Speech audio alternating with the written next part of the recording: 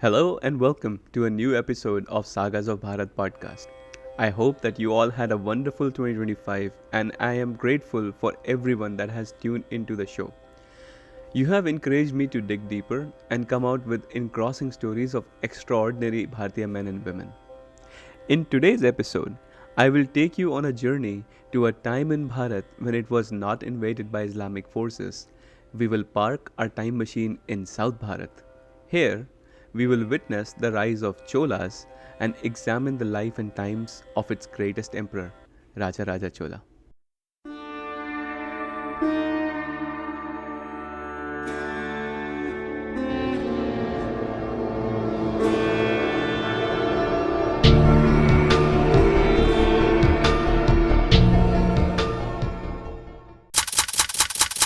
The source for this episode is Narayan Shastri's excellent book called The Cholas.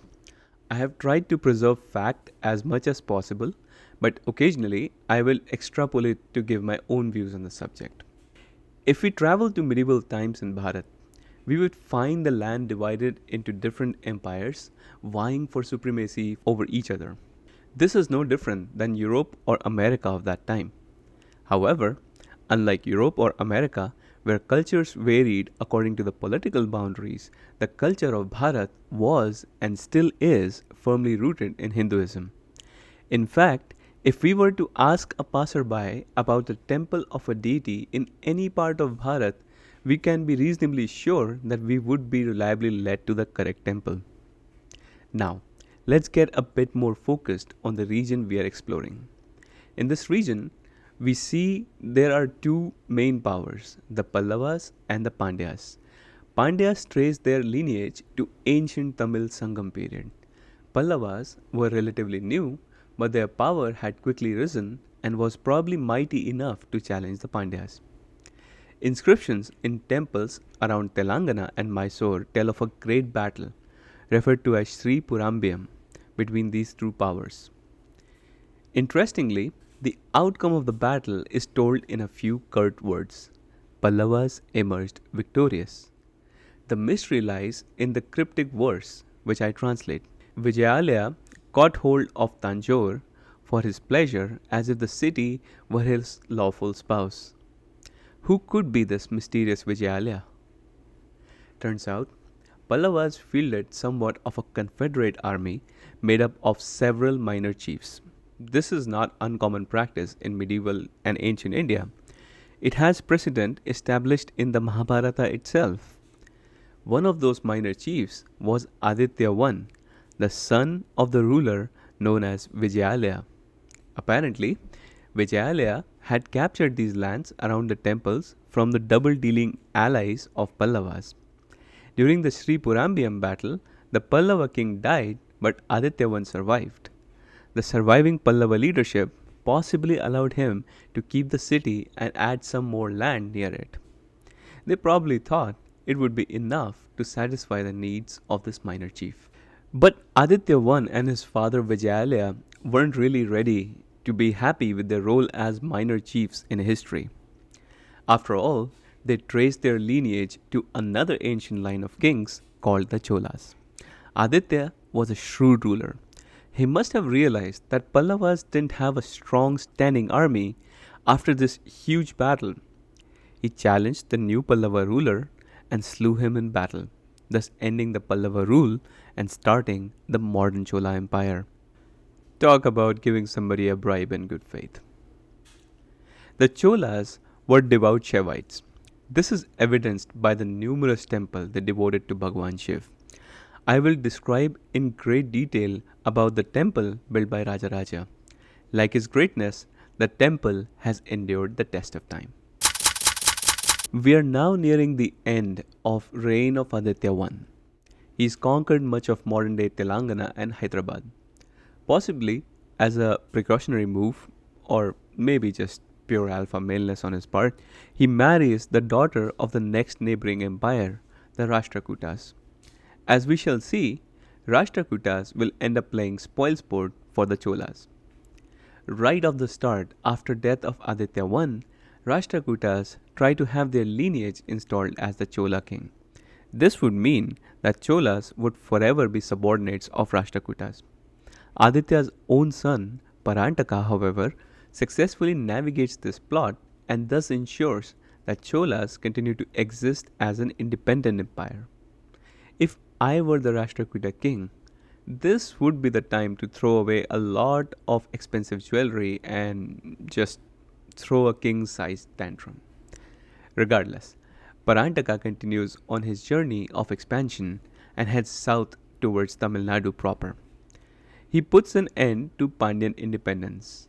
Oh, yeah, those defeated guys are still around, they haven't gone anywhere. He goes on to capture Kanyakumari to the south. He also attempts to capture Ceylon, modern day Sri Lanka, but that invasion failed. The success in absorbing Pandyan territories was no small feat because Pandyas, even after their defeat in that big battle, were hardly in decline. However, expedition to Sri Lanka or Ceylon was taken for a really funny reason. You see, once Parantaka had control of Pandyan lands and much of southern half of Bharat, he wanted to crown himself with the crown of Pandya king. Literally. The Pandya king had fled to Ceylon for protection. When he refused to give his crown, Parantaka sent his army via ships. Here, the Sri Lankan forces defeated them handily. While Parantaka was engaging in this pomp and show and vanity, trying to act as the new king, Rashtrakutas were watching. The new Rashtrakuta king, Krishna III, had more than throwing tantrums on his mind. He suddenly invaded from the north, knowing that Chola forces focused more southwards. Alarmed, Parantaka sent his eldest son, Raj Aditya, to repel this invasion. At Takolam, it's a small town near modern day Chennai, the decisive battle took place. Unfortunately, Rajaditya was struck in the eye by one of the sworn enemies of Cholas and passed away. Despite hard fighting on both sides, the Cholas really fought well despite losing their general. The Rashtrakutas took the northern half of Parantaka's empire. The blow of losing the hard fought territories of his ancestors and also the loss of his eldest son was so severe on Parantaka's mind that he lost control of the southern territories as well. When Parantaka died in 955 AD, a pall of gloom had settled on the flourishing empire and it was a shadow of its past glory. It has truly been said that the vagrancies of time are indeed brutal and unforgiving, even to those who deem themselves above it. The shadow of time was dark on Cholas indeed. Parantaka's sons tried to recapture territories they had lost earlier, but it proved to be extremely hard. The Pandya king, who had escaped to Ceylon, also returned and restarted his rule on the territories captured by the Cholas. For a time, it seemed that Cholas would be wiped out or reduced to minor rulers. However, there was some fire remaining in Chola loins. In this gloom, Parantaka's grandson Sundara Chola, also known as Parantaka II, took over from his predecessor sometime in 956 AD. He tried to recapture lost lands from Pandyas, but he failed to defeat them decisively. Moreover, Pandya's escape route to Ceylon was still intact and Ceylon itself was strong. However, they made strong headway against the Rashtrakutas in the north. It was at this juncture when Cholas seemed poised for revival, the eldest son of Parantaka II, Aditya, was killed by a political assassination. For the life of me, I cannot imagine what curse the name Parantaka carried for the Chola kings and the eldest sons. Parantaka himself then mulled abdicating. Now, there was a civil war brewing within the Cholas too. Another ruler of the clan, called Uttama Chola, felt that he was being overlooked over Arunmoli Varman. Arunmoli Varman smartly realized that Cholas would be destroyed if there was a civil war and offered the throne to Uttama Chola. However, there was a condition. And the condition was that when Uttama Chola passed away or decided to abdicate, Arunmoli Varman would be the next in line of the king and not Uttama Chola's sons. So this goes on, and Uttama Chola rules until 985 AD.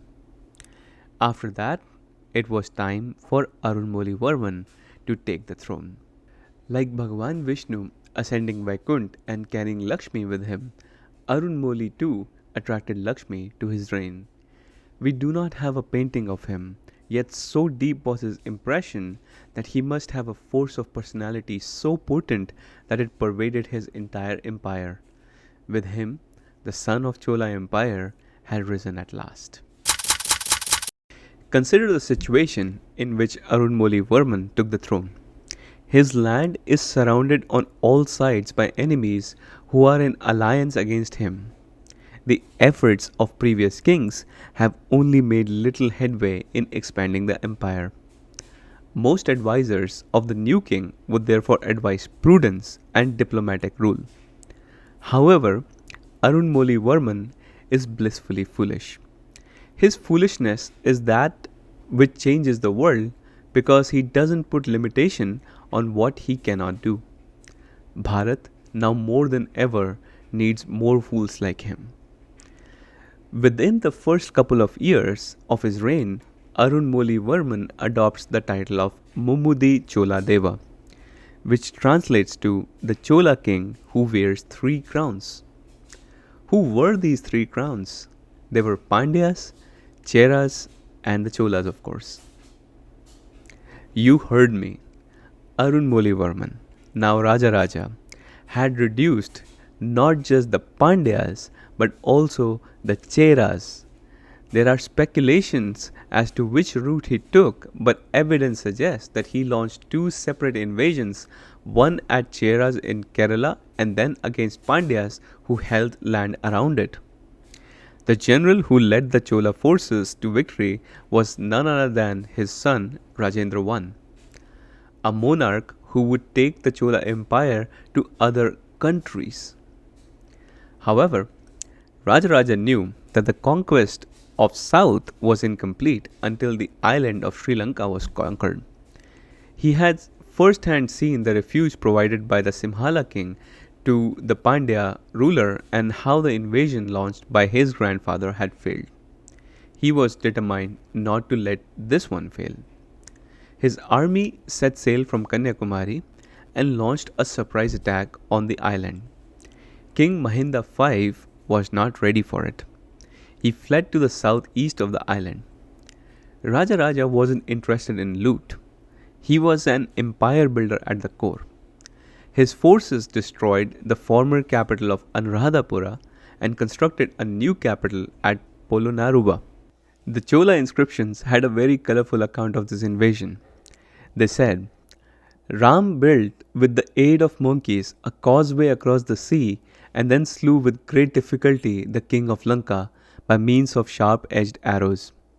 But Ram was excelled by this king, whose powerful army crossed the ocean by ships and burnt up the king of Lanka.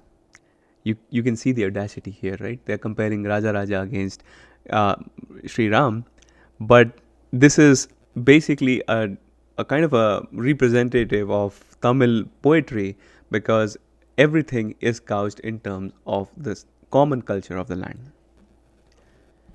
So with his southern borders secure, Raja turned his attention to north. He retook the areas around Mysore which his great-grandfather Aditya I had taken. The good news was that Rashtrakutas had ceased to be a major power. The bad news was that Western Chalukyas had replaced them and were equally, if not more, bloodthirsty than the Rashtrakutas. Initial battles weren't that great for the Cholas, but they recovered and captured significant areas from the Chalukyas. And these Chalukyas are in the areas of modern-day Karnataka and southern Maharashtra. Raja probably didn't forget the humiliation his family had received from this quarter in the past, and his fury was unleashed on the Rattapadi invasion, where Chola forces captured the Chalukya capital of Manyakhet. The armies again were led by Rajendra. I can truly say Rajendra was having the internship of his life. The eastern Chalukyas, they were concentrated near Odisha, were absorbed through matrimonial alliance. One distinct aspect of Rajaraja's military policy was the emphasis on having a standing navy. This navy already proved useful during the invasion of Sri Lanka, and it appears that he did not disband them. We hear of Chola presence as far as Maldives. Maybe these international naval expeditions were not all undertaken during the reign of Rajaraja, they may have been undertaken by Rajendra I. However, the point still stands that Rajaraja was the first ruler to consider expanding his empire by using his navy. A ruler doesn't become great through military exploits alone. For a name to echo to this day, a ruler must have done extraordinary things. One common aspect of all Chola rulers is that they were devout Shiv Bhakts. The numerous temples built by them to commemorate the victories in different battles are proof of this. Another thing that was common to all Chola rulers was that they encouraged both Sanskrit and Tamil languages. The evidence of this is absolute, since the inscriptions recording various events of the Chola Empire are always in Tamil and Sanskrit. This evidence itself points to the unified culture I was talking about that existed in Bharat since time immemorial. I'd earlier mentioned that we feel traces of Rajaraja's personality throughout his empire. Perhaps the most glorious expression of his personality is the Brihadeshwara Mandir at Tanjore. This is a huge complex consisting of a courtyard 750 by 250 feet. The main shrine's Viman alone reaches the height of 200 feet. The main lotus on top of this Viman weighs 80 tons. There's also a statue of Nandi carved out of a single piece of rock. The stupendous dimensions of the shrine are also a tribute to the civil engineering technology employed in its construction. No mortar is used in the entire temple. The granite blocks are precision cut and are used as an interlocking stone construction. Till date, it has survived 6 earthquakes without any damage. Still more, Rajaraja really loved his people, and they loved him in return. In fact, when Parantaka II was ready to abdicate, the people clamored for Rajaraja to take the throne. The mere fact he showed restraint would have endeared him to the public even more. However, what distinguishes Rajaraja is that even before he's completed his conquests in all directions, he is developing administration tools to govern his expanding empire.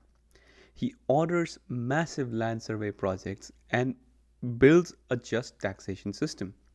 The land is divided into mandalams, which further divide down to the village level. Rajaraja made efforts to strike a balance. He gave the village level units the authority to take independent decisions, but he always had a central overhand and oversight over these small independent bodies.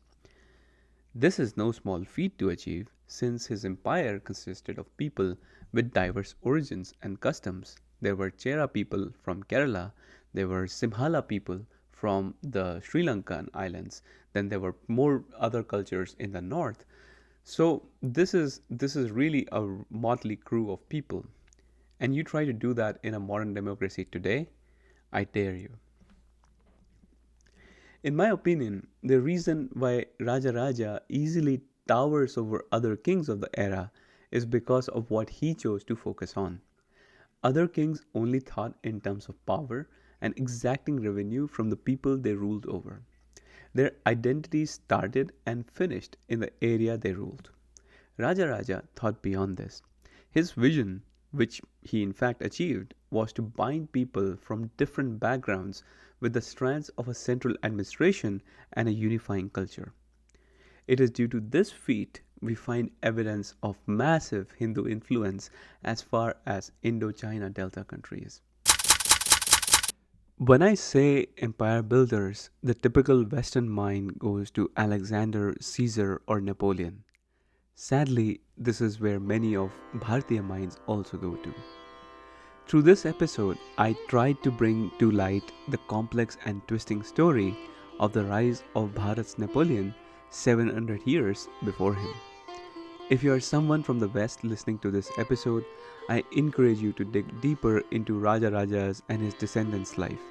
I promise you that you will find an advanced civilization thriving and building great things. If you are from Bharat, I desperately beg you to read about the Cholas and other Bharatiya empire builders. Take inspiration from them, build something so that your name too can echo in history long after you are gone. Until next time, thank you for listening.